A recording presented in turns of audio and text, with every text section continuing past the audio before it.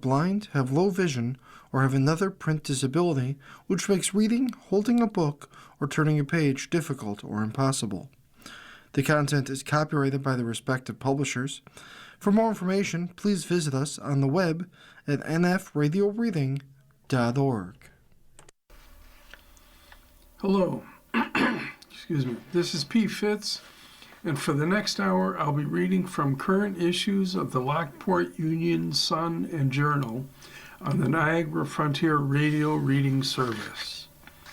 The Greater Lockport Development Corporation and Lockport Main Street are exploring a merger. Organizations were expected to come together in 2024, details still being worked out. This is an article by Heidi Truschel-Light of the Lockport Journal. A downtown economic development concerns rise among residents and elected officials. The nonprofit Greater Lockport Development Corporation, or GLDC, and Lockport Main Street, LMS, organizations are discussing ways to restructure their relationship. We're in the process of exploring options, said Kathy Sparks DeMillo, chairman of the GLDC's board of directors. We were supposed to merge, but we're not there yet. We're working on some things with LMS. Grace Platt, program manager for Lockport Main Street, the city's tourism and event marketing branch, and organizer of the farmers market, said a merger was expected in 2024. We're on the road to becoming a subsidiary of GLDC, Platt said. The plan was for GLDC to have LMS, and we would all work as a group. We all do similar things. The thought was that if we're all in a group, we could support each other in different ways. The Greater Lockport Development Corporation already shared administrative work and expenses with Lockport Main Street, and it owns the Harrison Place buildings where they are located.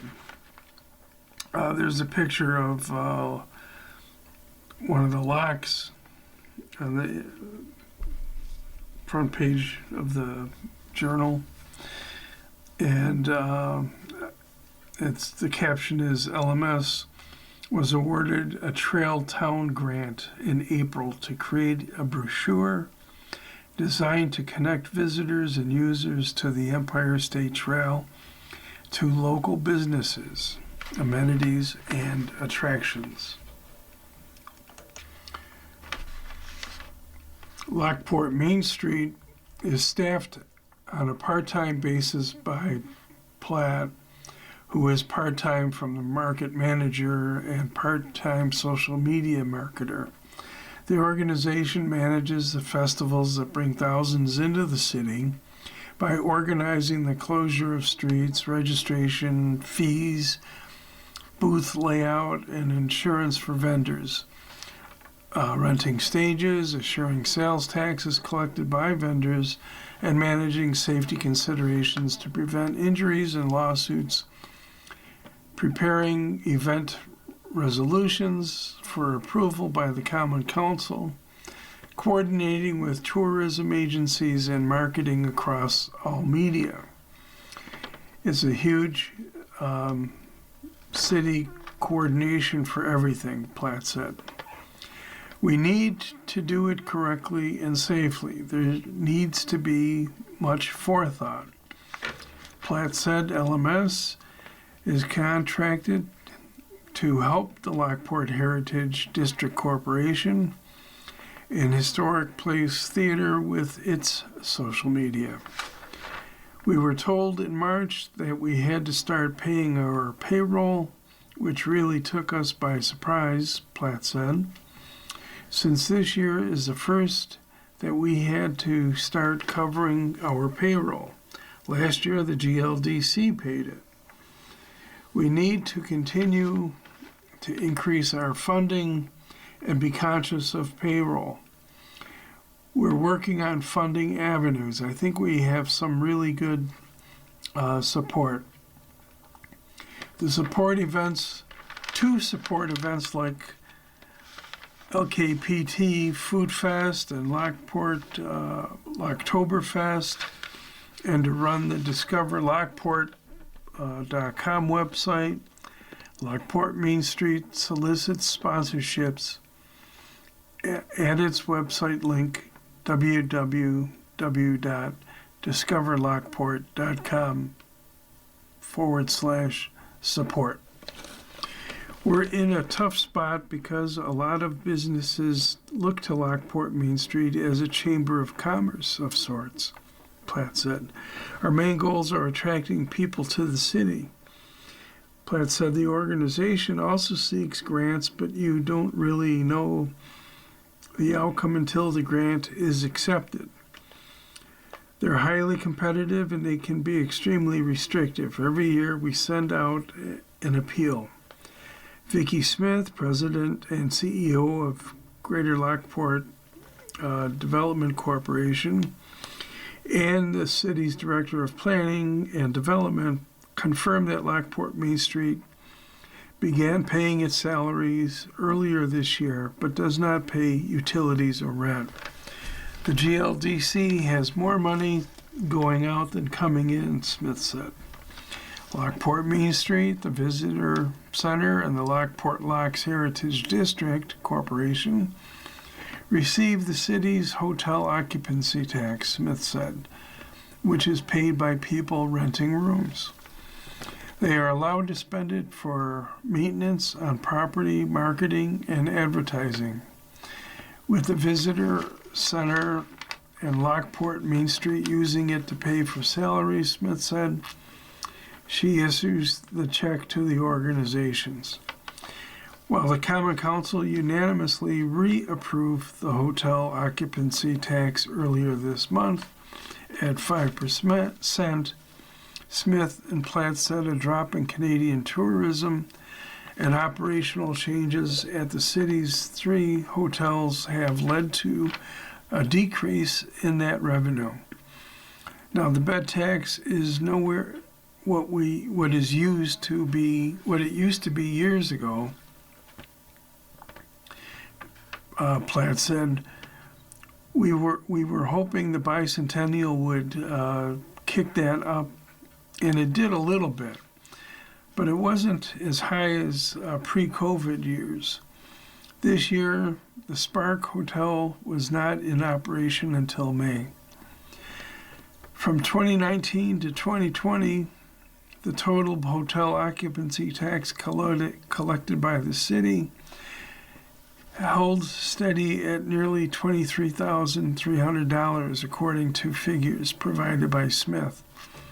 In 2021, after COVID restrictions were lifted, the number shot up to $40,880. The revenue dropped to $24,000 in 2024. Right now, with the travel situation, the Canadians aren't coming in, Smith said. Decreased Canadian travel is what hurts Niagara County. Smith said she did not have data on consumer demand for hotel rooms in the city. Kathy O'Keefe, owner of Windsor Village Artisan and Antiques Market on Stephen Street, voiced concern that that the change in funding for LMS is a step in the wrong direction. We haven't actually had someone who is dedicated to marketing the city of Lockport, O'Keefe said. They got rid of their tourism director decades ago to do it as a regional marketing platform. It leaves us with nothing locally to promote the city. They're moving in the right direction, but they have to have a lot more support. Then how do we keep them and keep moving?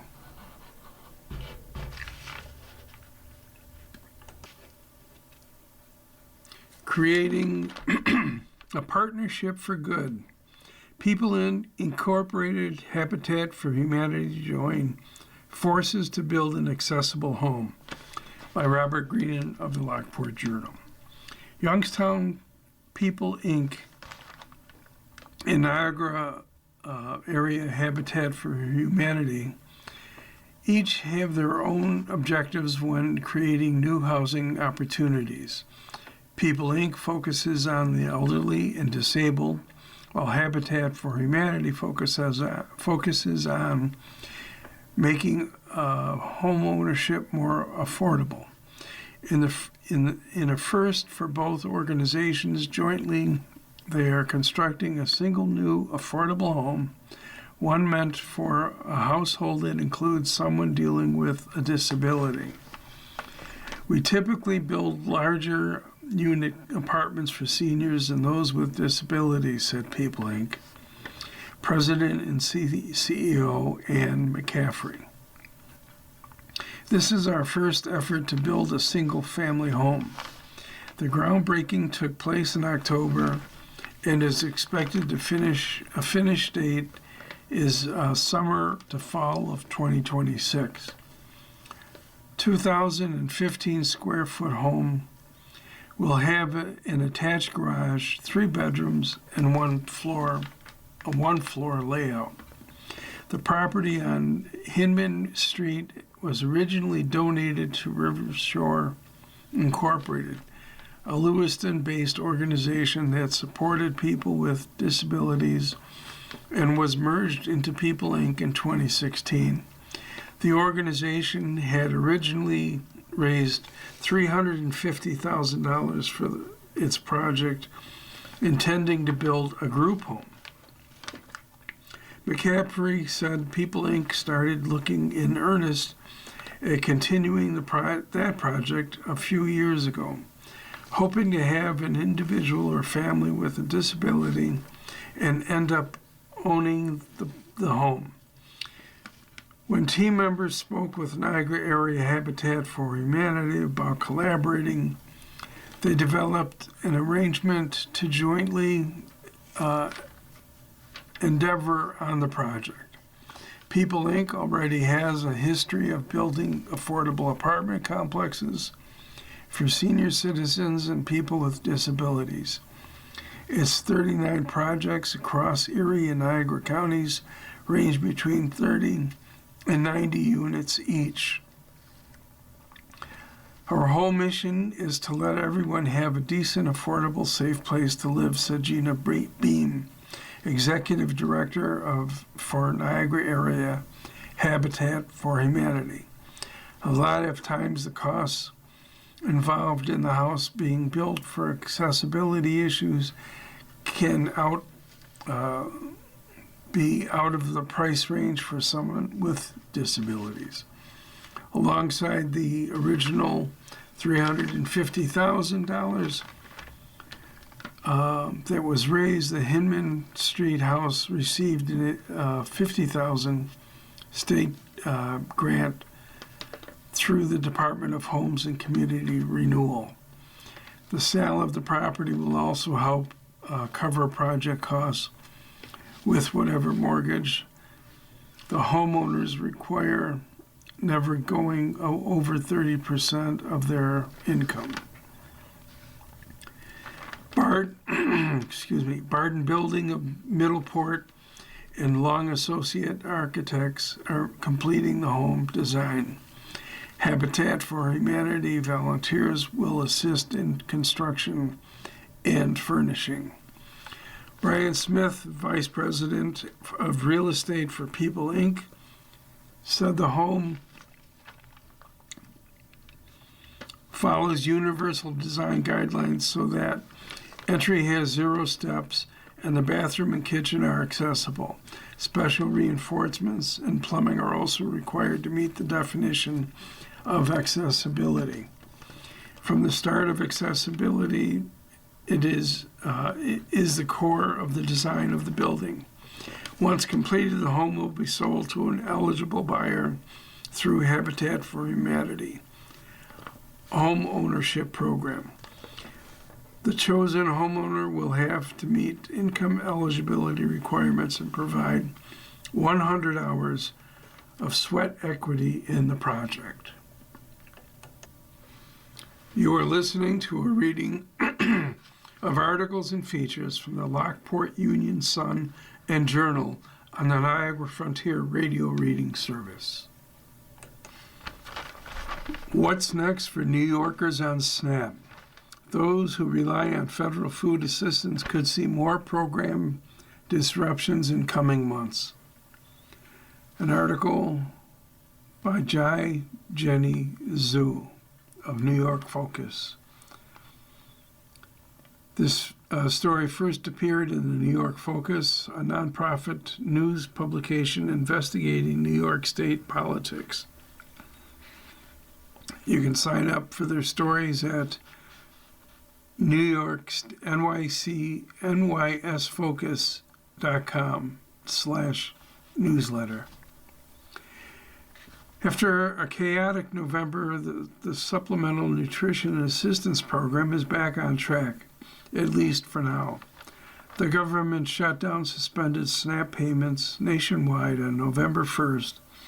At the same time, New York's social service agencies were hit with a surprise decision by Trump administration that left them scrambling to implement expanded work requirements several months earlier than expected.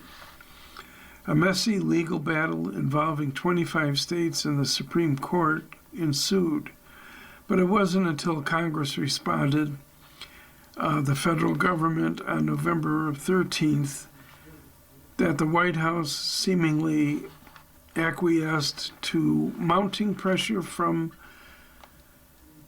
unfavorable legal rulings. The administration has since resumed SNAP payments and will honor an existing waiver that allows New York to delay the New York new work requirements until next year as originally planned.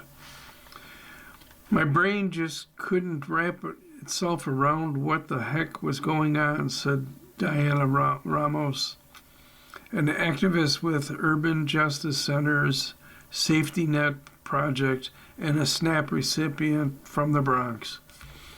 Last month, as the drama unfolded in Washington, Ramos said she took out a cash advance to stay afloat and juggle costs like dog food and a second-hand winter jacket. Her SNAP benefits finally landed in her account on November 10th after New York and several other states rushed to release the payments following a court order. Tammy Wilson, Chief Operating Officer at Feeding Westchester, said that while November's chaos has some come and gone, SNAP users are expressing more unease about the program's future ahead of yet another potential government shutdown in February, despite assurances that SNAP funding will last through September of 2026. You're taking shots at SNAP from all different areas to confuse, deter, and just really be cruel to our neighbors in need, Wilson said. Our neighbors who are heavily reliant on the government are no longer feeling like the government can be their safety net. The organization saw food pantry use shoot up in October ahead of November's SNAP funding crisis. For years, Feeding Westchester has advocated to increase SNAP benefits based on reports from clients who say their monthly allotments don't last the entire month. The expanded work rules, which were enacted as part of Trump's big, beautiful bill, will go into effect in March and require certain SNAP recipients to spend up to 80 hours every month working in school or volunteering. Those who fail to meet these new requirements for longer than 3 months could have their benefits terminated. The reinstated time frame is giving agencies like New York City's Human Resources Administration, which oversees SNAP across the 5 boroughs, more time to adjust to the new changes and mitigate fallout. The agency is rolling out programs to connect recipients with eligible work programs and health providers to help them meet or avoid the new mandate. New York City residents with any physical or mental conditions that could prevent them from fulfilling the monthly requirement are encouraged to submit a medical exemption form. Residents outside of New York City can submit a statewide version of the form to their local county social services department. But advocates like Ramos are skeptical any amount of preparation could counter the likely devastating effects of the New York work rules, especially with understaffed social service agencies. It is estimated that hundreds of thousands of New Yorkers could lose their SNAP benefits under the new policy, including those who meet the monthly commitment but are unable to complete the certifications due to technological or language barriers.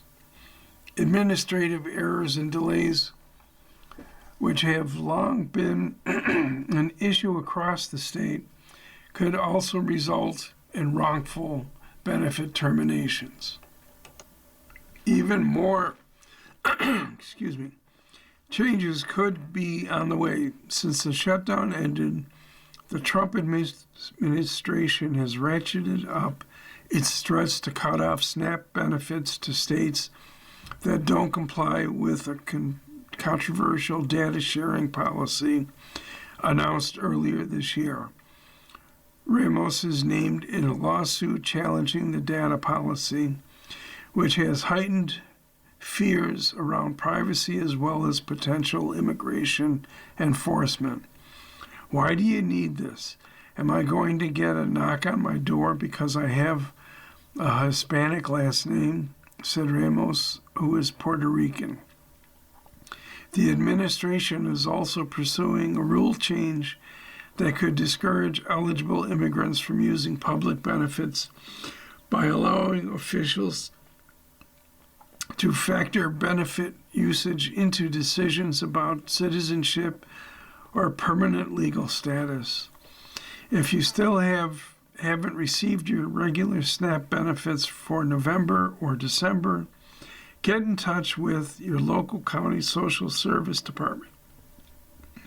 SNAP recipients who are subject to new work rules should also hear from their local social service agency if they haven't already.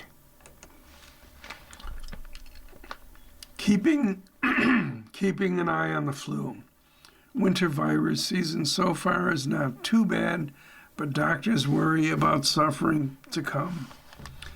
This is from the Associated Press. It may feel like you are surrounded by sniffles and coughs, but flu season activity is still low in many parts of the U.S. New government data posted Friday shows that as of last week, flu activity was high in 4 states: Colorado, Louisiana, New Jersey, and New York, and minimal or low in most others. Severity indicators are increasing, but are still within the boundaries of a mild season, said officials at U.S. Centers for Disease Control and Prevention. A number of diseases tend to peak in the winter thanks to indoor gatherings that help germs spread. The list includes not only colds and flu, but also norovirus, a highly infectious agent that causes vomiting and diarrhea. Norovirus cases have generally been trending up in the last month. Here are 3 seasonal respiratory viruses that experts are keeping an eye on. Last flu season was bad, with the overall flu hospitalization rate the highest since the H1N1 flu epidemic 15 years ago. With the addition of late reported child flu deaths reached 288, the worst record for regular U.S. flu season, and the same number seen in the 2009-10 flu pandemic. This season's first pediatric flu death was reported this week. There are reasons to fear this winter might be bad. One type of flu virus called AH3N2 historically is caused the most hospitalizations and deaths in older people. So far this season, that's the type most frequently reported. Even more concerning, 89% of the H3N2 infections analyzed were a new version, known as the subclade K variant, that differs from the strain in this year's flu shots. Flu seasons don't peak until around February, so it's too early to know how big a problem that mismatch will be. The CDC recommends that everyone 6 months and older get an annual immunization. And the public health experts say it's not too late. About 42% of U.S. adults and 41% of children have gotten flu shots this season, according to the CDC data. The shots may not prevent all symptoms, but they can prevent many of infections from becoming severe. That appears to be true for this year's shot, according to preliminary UK analysis.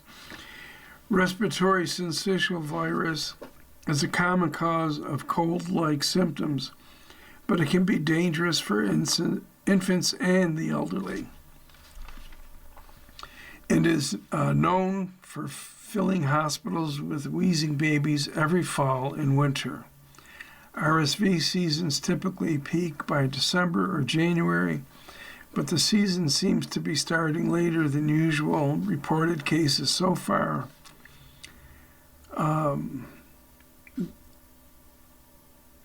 have been relatively low, according to the CDC. It's likely more RSV is coming, said Dr. Cameron Wolfe, an infectious disease expert at Duke University, in an email. And indeed, Friday's CDC update showed signs that infections are increasing in the South and the Mid-Atlantic states. But relatively new vaccines may be helping. In 2023, the government licensed new RSV vaccines for pregnant women and older people, and infections of laboratory-made versions of antibodies, for instance, infants. Perhaps glass half full, half empty we're cumulatively getting more people slowly vaccinated against RSV, Wolf said. And because the virus mutates far less quickly than the flu or COVID, the one vaccine you might have had as an older adult 2 or 3 years ago is likely still quite effective. As of October, about 41% of Americans 75 and older have been immunized, and about 40% of infants were reported to be protected, CDC data says. The Trump administration, which has appointed vaccine skeptics to the public health leadership and advisory positions this week, opened a review of 2 injectable drugs used to protect babies and toddlers, despite no signs of safety issues. You are listening to reading of articles and features from the Lockport Union-Sun Journal on the Niagara Frontier Radio Reading Service.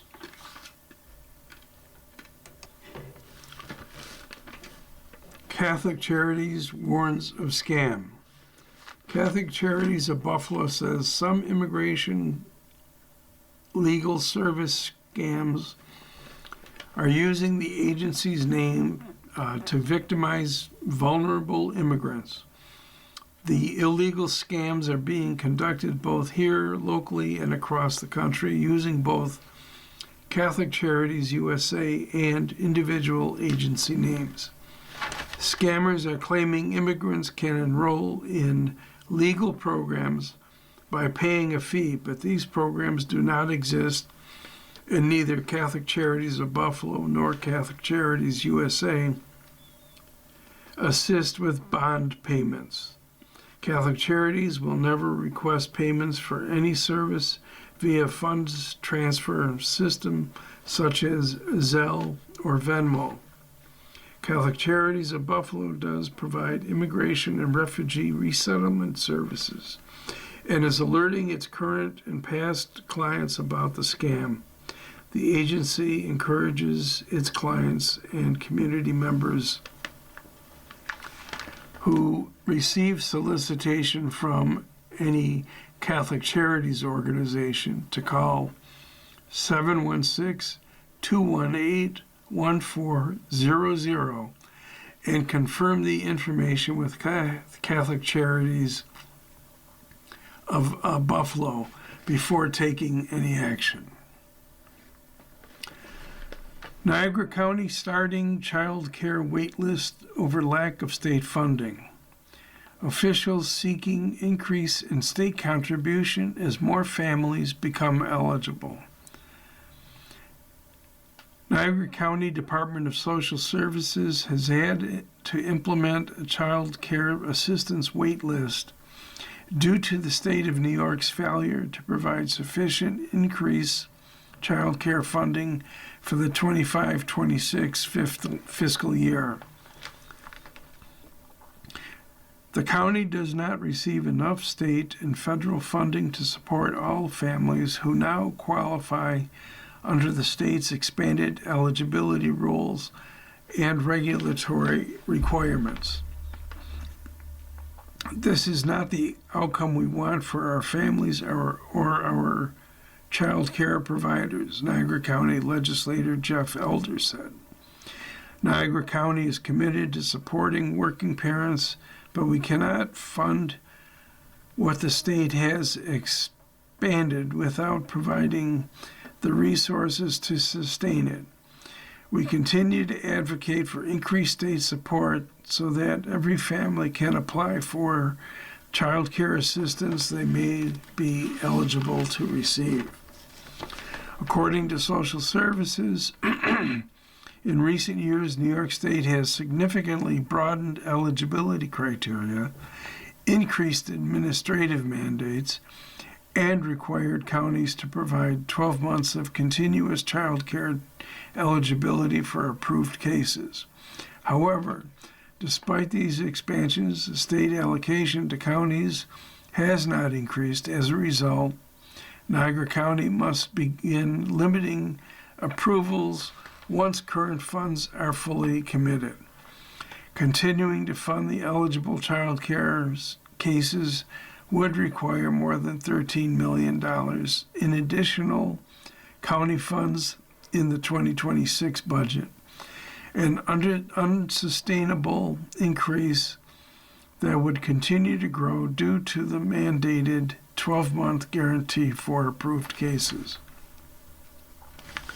Because child care cases operate on a 12-month approval cycle, the impact will be phased in.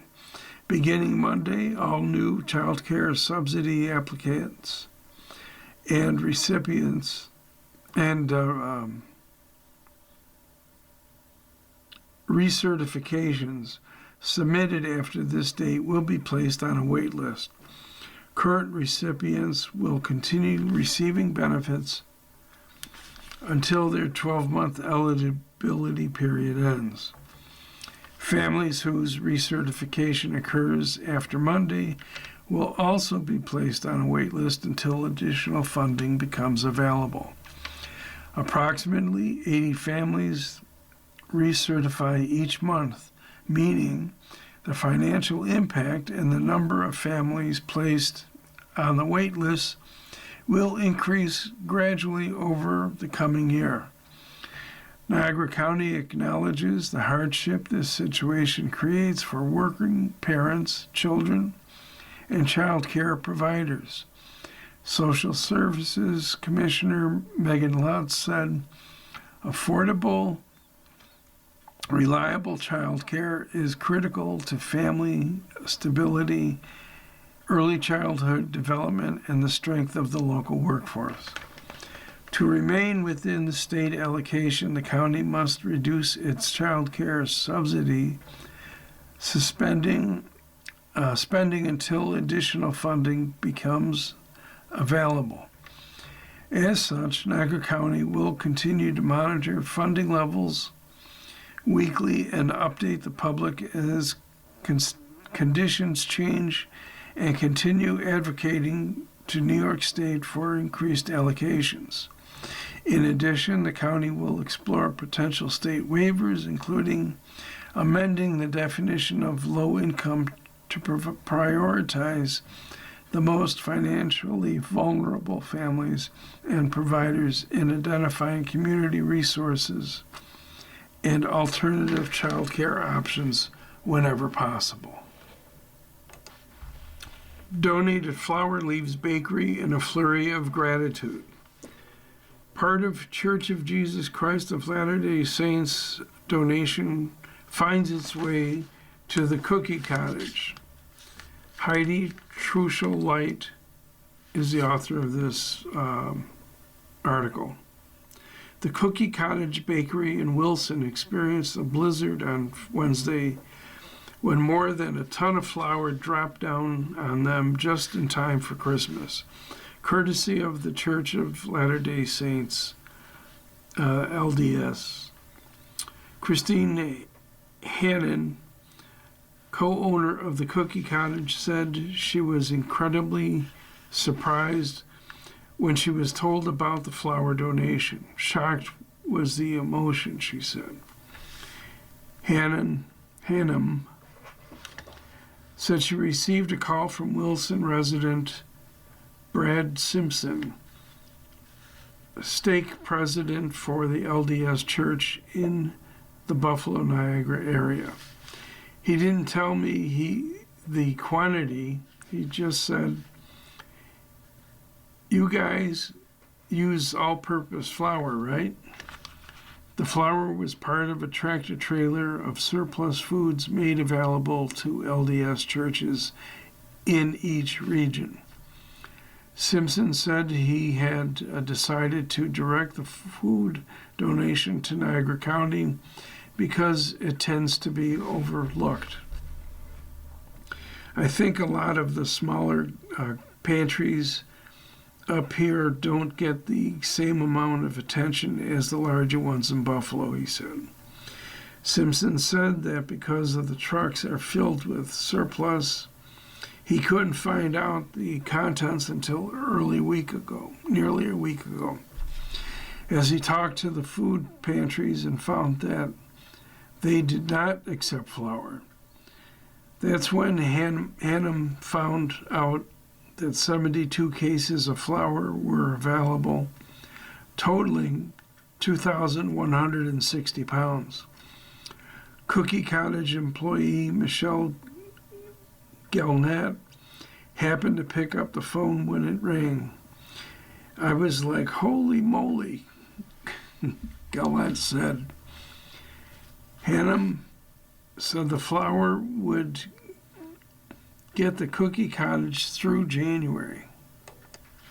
In gratitude, she said, the bakery would make additional cash donations to the Wilson and Ransomville food pantries.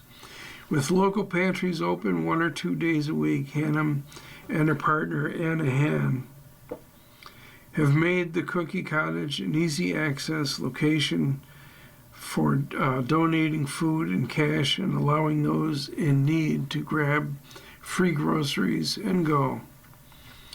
We do weekly donations of cash and pantries to the pantries because they can buy so much more with their dollars, Hannum said. Giving an average of $30 to $50 per week, she said. Pantries can order food at below retail cost. The Cookie Cottage has a small rack of free single-serve food items near the front counter for anyone in need. Hannum and Han also package meals in a bag that include all the ingredients needed for a dinner. A box of ziti garlic bread dinner bag contains the pasta, sauce, cheese, and a frozen ready-to-bake bread loaf. She said the Cookie Cottage recently bought another freezer to hold food they donate. We just want to support the community, she said. We've had times in the past when we've been food insecure ourselves. Falls School Superintendent is Buffalo Bills Inspired Changemaker. A column by Sidney Ciano of the Buffalo Bills.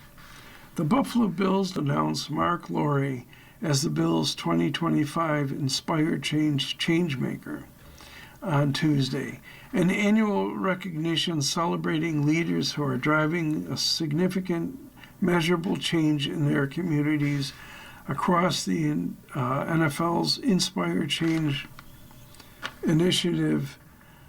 4 pillars of education, economic advancement, police community relations, and criminal justice reform. Laurie, the Niagara Falls City School District Superintendent, is a dedicated advocate for the American Heart Association. I'm shocked and I'm so appreciative, Laurie said. We are so appreciative in Niagara Falls that the Bills Foundation reaches that far, and they don't forget that we have love in Niagara Falls for you. We appreciate that you remember Niagara Falls. David Rust, the 2024 Inspire Change Maker and Executive Director of Say Yes Buffalo, works in partnership with Laurie, who extended the Say Yes Buffalo initiative to Niagara Falls, encouraging students to earn 4-year and 2-year degree certificates or apprenticeships. My hope is that in honoring Mark's lifetime commitment to education in Niagara Falls, the City School District and the Say Yes Niagara Falls will receive similar exposure and support for the scholarship endowment in particular, Russ said. Niagara Falls is a critical part of our region, and I'm deeply grateful for the wonderful recognition Mark is receiving. After all, he has given to this city. The NFL Foundation awarded Laurie $10,000, and he decided to donate all of it to Say Yes Niagara Falls. Russ said he hopes Laurie's commitment to the program inspires others to invest in some way to their communities. In September of 2024, Laurie partnered with the American Heart Association, providing more than 750 student athletes, parents, family members, and staff the opportunity to participate hands-on CPR through the Heartbeat event. Mark expressed to me that that if one life could be saved by the experience that he felt, he has made a difference. Region Vice President Robin Buren of American Heart Association said, I could not agree more. Lori collaborates with other academic leaders in New York to promote life-saving education programs, events, and resources. He serves the Eastern States American Heart Association Board of Directors as well. Lori provides invaluable insight to help us stay attuned to the evolving needs of school communities, families, and educators.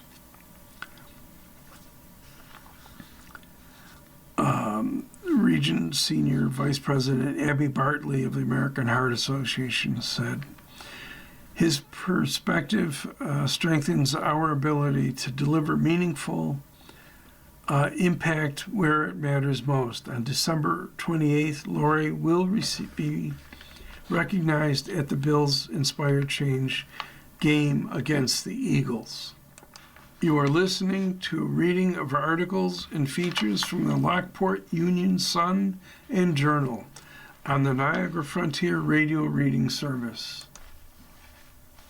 Recalling Uncle Ed, one of Santa's all-time great helpers. Commentary by Mark Shear.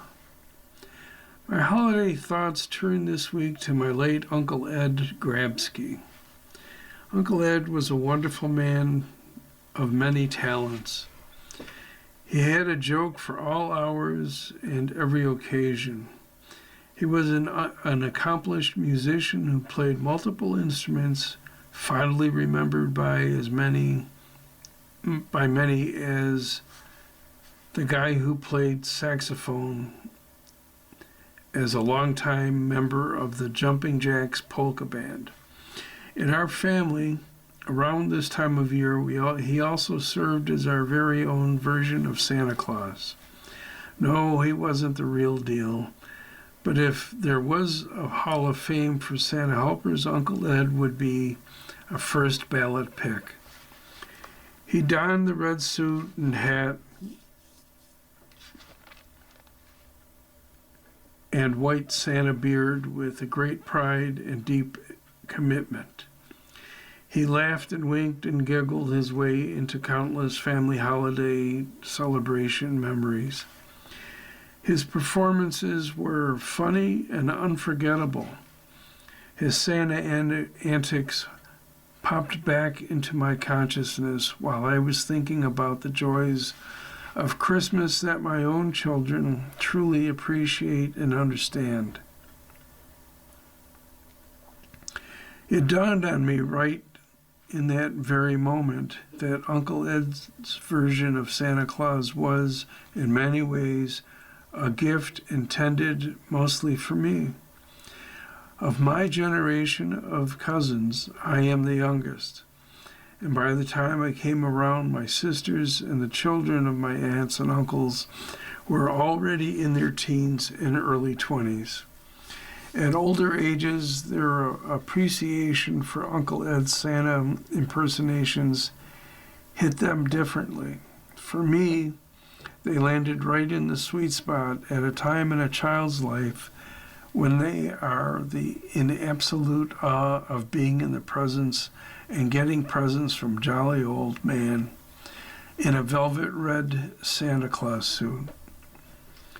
All these years later, as if by some sort of holiday magic, I thought about Uncle Ed in his version of Santa Claus and got an intense feeling of appreciation. He gave us all a gift with his warmth and his laughter and his unceasingly fun spirit. It took many years into manhood to more fully appreciate what the gift it was to me as a boy. The whole experience came to mind while watching two of my grandchildren, 4-year-old Kendall and 6-year-old Caden, discover what's become a holiday tradition for many families, the annual visit from the elf on the shelf. Due to logistical reasons, our friend the elf arrived a couple of days late this year. He showed up on Wednesday morning, December 3rd, and 22 days away from Christmas on the calendar. in an upper cupboard where Papa and Mimi stashed the Oreo cookies and other treats. He didn't eat any or make a mess. His mere presence created a tremendous morning stir, rekindling the unique type of holiday joy specially reserved for younger children, and of course the kids at heart. We weren't really up to it, but my wife and I worked through the evening on Tuesday to pull out all the indoor decorations. We furiously rifled through bins filled with decorations to find a particular item, the sort of thing that is really, really, really necessary for the Christmas celebration, because it really, really, really makes little ones happy when it pops up each morning. Christmas trees, shelves, and other random places. I had zero energy and did not want to do it because it had already been a long day of work and life. But I hauled out the old artificial Christmas tree and pieced it together as best I could, all the while lamenting the loss years ago of the color-coded diagram explaining in detail the best way to put it together. By late evening, the tree was finally up, the grandkids were sleeping, and we were both exhausted. I settled in to catch part of Jim Carrey's How the Grinch Stole Christmas. I got to the point in the movie where the various inhabitants of Whoville were describing their perspective on the origin of the Grinch's Grinchiness before I fell into a well-earned holiday slumber. I got up the next morning thankful for our decision to push through our tiredness to put up those decorations and to piece together that old tree, which once properly fixed and lighted by my wife, still looks pretty darn good after all these years. Most of all, I was happy to remind a pair of youngsters that a certain elf should have been making his annual appearance by now, and to suggest to them mildly that they might want to look around the house to see if they could find him somewhere. And there he was, up in the cupboard, where Papa and Mimi hide the cookies, eliciting a roar of laughter and a rush of wonder and surprise. In that moment, the boy in me smiled. Thinking about it later, the adult in me hoped Uncle Ed, my family's all-time great Santa's helper, would be proud. A merry season. Christmas trees go quick at Town of Lockport Tree Farm. There's a picture of Dan Link standing next to 2 trees available for sale at Timber Christmas Trees in the town of Lockport. Heidi Truschel-Light is the author of this article. 2 shapely evergreens were looking for a home Monday at Timber Christmas Trees on North Canal Road in the town of Lockport. After several busy weekends, Burr said they were all that was left. It's been a good year, he said. We sold out 2 or 3 days earlier than normal. We usually shut down around the 18th. But Burr said the business sold 653 trees this year, up from the typical 630. I've had people come as late as Christmas Eve or on the 22nd, he said. Sometimes it can accommodate them. This Thanksgiving, we sold 139. Burr and his family have grown their own trees for cut and roadside sales for 22 years. with 6 acres planted behind their home, growing 4,000 trees, and another parcel on Wheeler Road with another additional 1,000 trees. He said those trees are a sideline and the ones in the farm's extensive orchards. Research by the live Christmas tree industry has found that 20% of people still buy live trees, he said. Live trees are still appreciated. Every tree grower I know is replanting more than they cut down. Nephew Daniel Link said he likes helping people with their tree selections. Whenever I cut down the trees, it's fun to watch them fall. Link said, it's great to know you're bringing joy to people for the next month or so. Burr said, apart from that, fun is the farm's tree cutting cheer. Customers react by saying my name when we cut a tree down. Tim Burr. They get a kick out of it saying that. I've had people want to take their picture with me or my sign. It's about relationships with people, and it's a lot of fun. People who come to get their tree are usually in a good mood. There was the right amount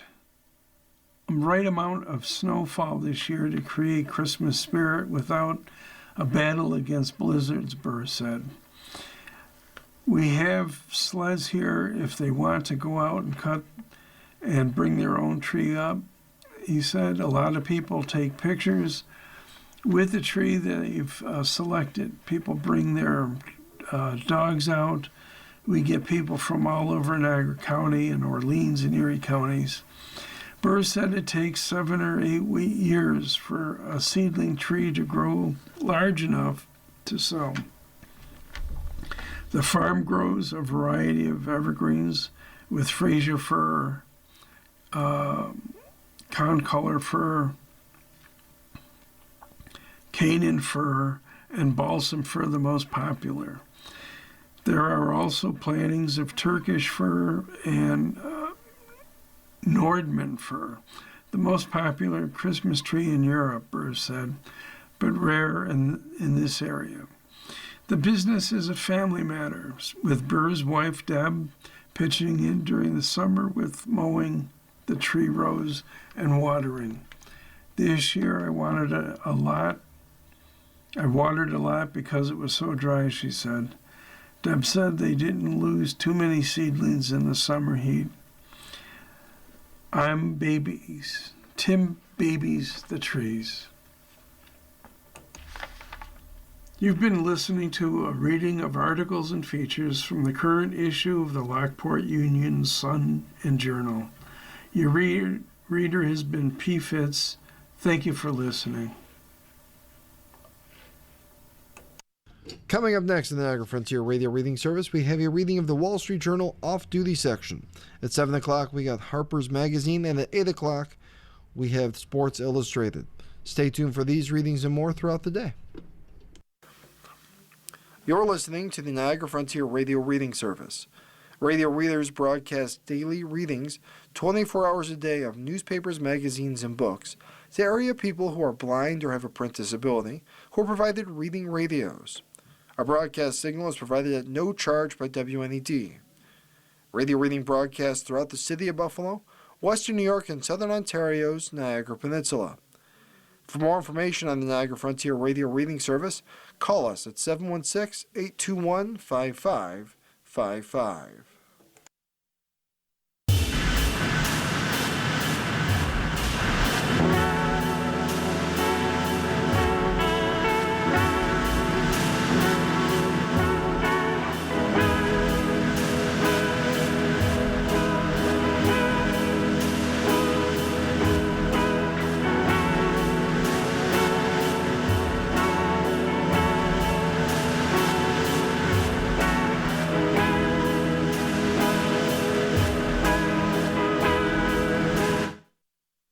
The following program is intended for listeners who are blind, have low vision,